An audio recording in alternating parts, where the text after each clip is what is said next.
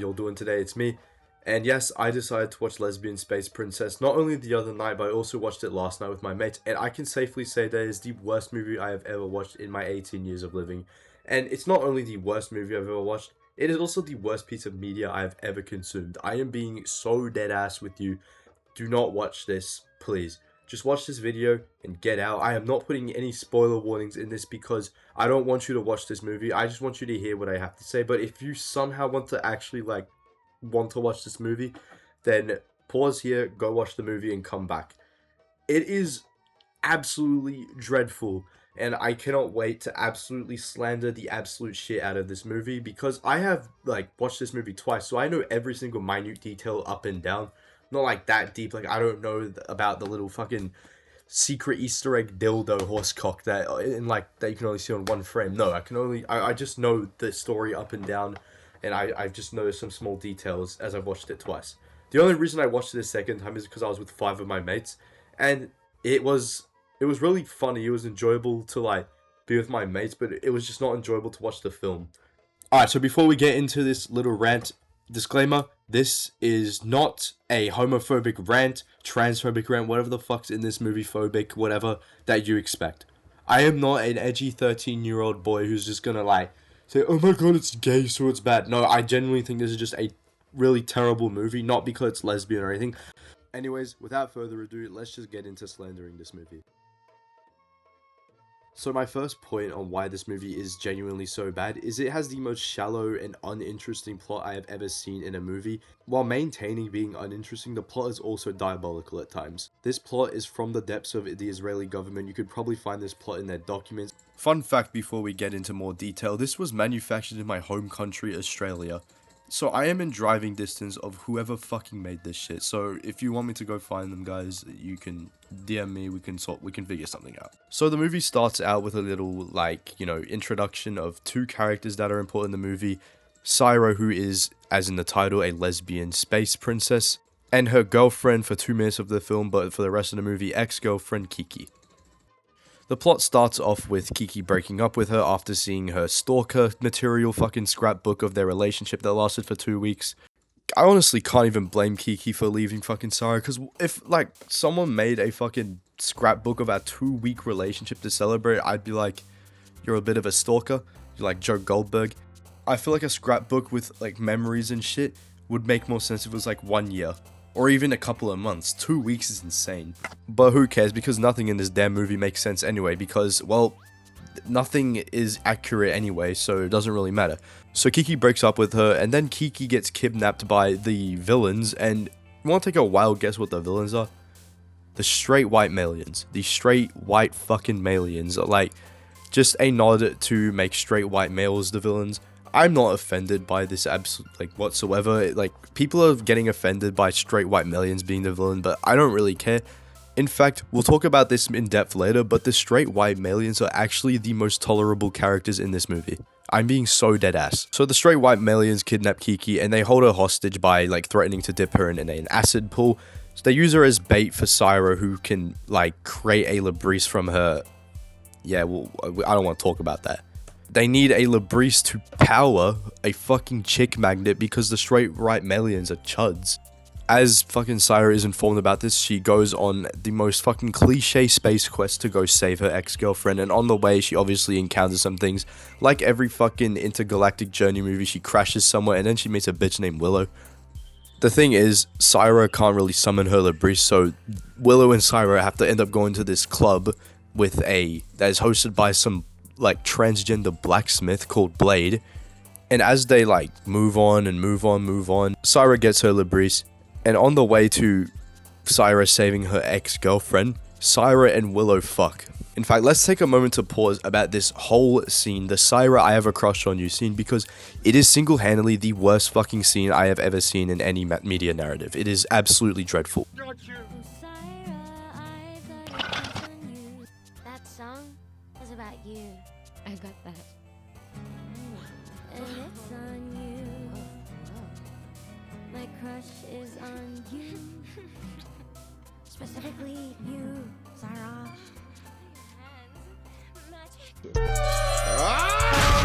Willow and Syra barely even fucking know each other. They've known each other for a solid 3 hours, and you know, you could tell there was some sort of like tension between the two, but it felt so forced and insincere that the confession that Willow put on Syra, that I have a crush on you, dude, like, let's fuck, just really felt random and abrupt, and I just felt like it was a cliche that they just had to include because this movie is fucking slop. We barely even know Willow as a person because all we know about her is that she's a songwriter, and you know, there's no reason to feel emotionally attached to this scene because we barely even fucking know Syra. All we know about her is that she's a fucking failure of a princess of a place called Clitopolis. Yes, Clitopolis. And right after the confession, the two have sex. 1 second into the fucking relationship, they crack. I'm sorry, do you crack your partner as soon as you get into a relationship with them? But the thing is, they're not even together. They're like fucking Willow confessed and then Syra fucking kissed her and then they just fucked. This scene just fucking fails in every aspect to make the like viewer feel attached. When I saw this scene, I was just like, what the fuck, bro? And that's with everything in this movie. Everything just happens randomly. Like, and right after that scene where the straight white males threaten, you know, Syra even more because she's not getting to the place far enough, Syra immediately fucking dumps Willow on the spot after like fucking couple of hours after they fucked. Like, what is that bullshit right there? Well, like, what is the point of Willow? She's just there for nothing. She's just there for the laughs and just for the fucking love of the game, I guess. Like, I saw him walking towards me. It was kind of like he was walking on shit. That's what Willow is, bro. Anyway, Syra goes and saves Kiki, and Kiki rejects, like, Syra's confession to get back with each other. And, you know, then the straight white malians start fucking, and that's the end of the movie. I could go on and on and on, but there are so many unnecessary details in this movie that are, like, vital to the plot. So nothing's worth mentioning. I gave you all the important shit you need to know. That's the whole movie. The plot feels unoriginal. It is just a cliche intergalactic space journey, or sorry, gay space in this movie. But yeah, now let's get on to the characters in this movie. We can go talk about them more now because these are some of the like most horribly written characters ever. Let's start off with Syra. Syra is a terrible protagonist and she is deathly corny, and her little development arc is just oversaturated at this point and it's unoriginal. But I do like, you know, like, I'm not talking about Lesbian Space Princess, but I like the little character development arc where you go from nothing to something. Like, at the end of the movie, she becomes the Lesbian Space Queen or whatever, and that's probably going to be the fucking title for the second movie if people keep fucking, like, hyping this shit up. But we're all fucking hating on it, so it's never coming out. It's just, I don't fucking care about Syra's development because she's just not a very interesting character, like, whatsoever. Like, they did not innovate with this development arc whatsoever. Like, you know, the whole Labrise shit, that whole Labrise evolution shit is so weird. Like, why the fuck is she, like, bending back? And, like, why is the Labrise coming out of her thing? Is it, like, the motion of her getting, like, eaten out while standing up? I have no fucking idea what this is. And even if it was, what meaning does this shit hold? Like, what's the symbol here? I guess it symbolizes femininity, but, like, I don't know. I honestly don't even know what the fuck's going on. She also, like, her actions don't make sense. Like I said, why the fuck did she fuck Willow if she, like, in the end, she was going to, like, get Kiki back anyway, but she still didn't get Kiki back because she ended up getting madder, so she just left with no one. My overall problem with this character is that it relies on nuanced lesbian stereotypes rather than being well written. And it's okay. I don't give a fuck if there's, like, lesbian stereotypes for comedy, but that's her whole character. There's no, like, deep meaning behind it. All you know about her is that she's a lesbian, she's in space, and she's a princess. That's her fucking character for you. At the start of the movie, she hates herself, and then she loves herself, and she's lesbian. That's it. No past, no nothing.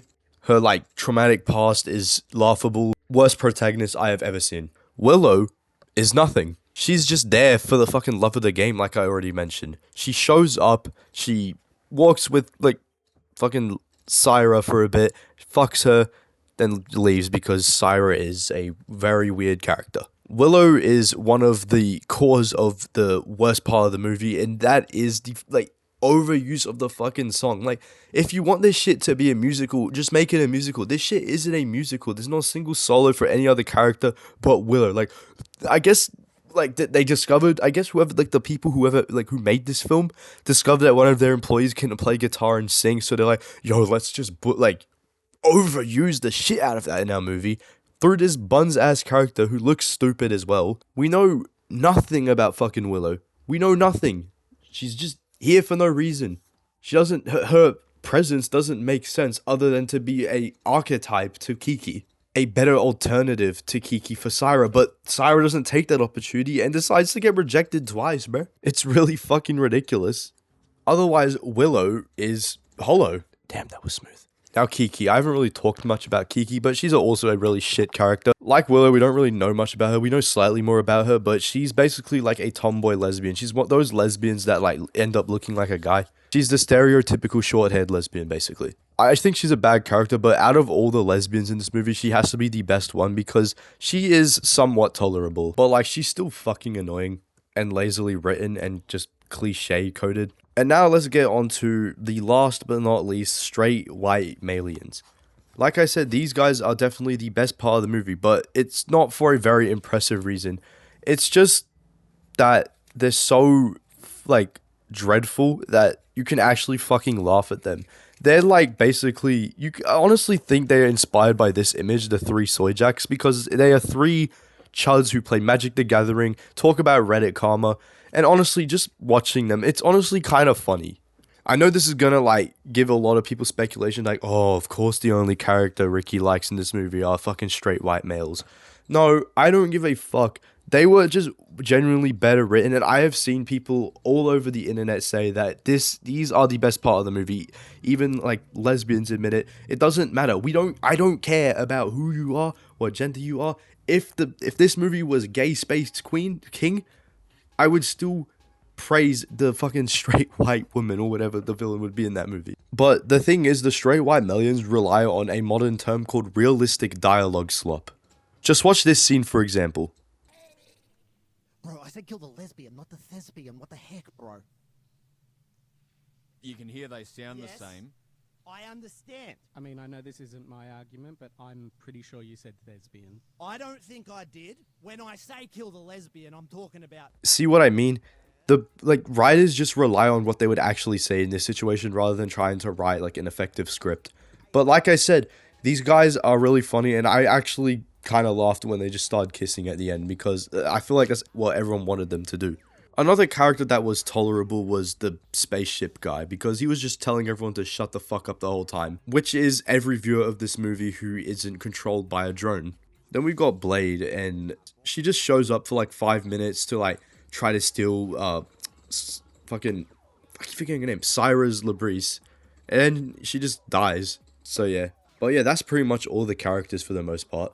Now let's get on to some more like miscellaneous shit, like the art style, for example. What the fuck? I do not like the art style at all. It is very poorly drawn, and you can tell that for a lot of their like frames, they use the fucking fill paint bucket tool, and you can see like tiny white spots in like where they like some characters' eyebrows, so you can just tell that they didn't manually paint that in. They just used they just used their mouse and clicked fill because they were too fucking lazy. And you know, I get it, this movie's low budget, but it's honestly kind of funny. But this art style is just looks like a kid's like thing. But this movie is rated MA 15 plus in Australia, so I don't really understand why people do that. It's not like, you know, I can distinct Rick and Morty, Family Guy, you know, all like South Park from like, you know, more like kid-friendly shows like Adventure Time, you know.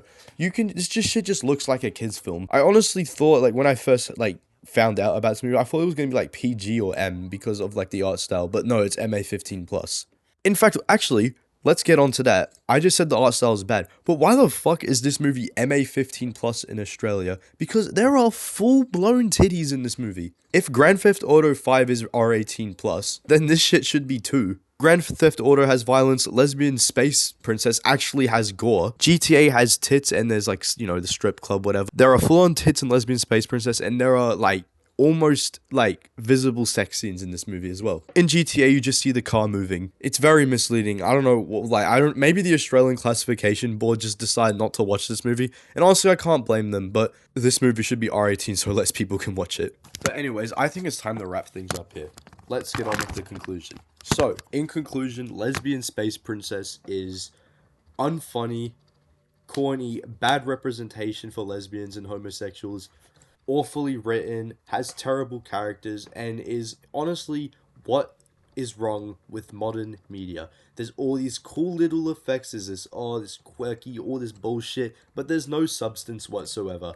Netflix has to remove Netflix removed Breaking Bad, Better Call Saul, all these great films. Probably gonna remove Rick and Morty for this bullshit, like when it gets a sequel.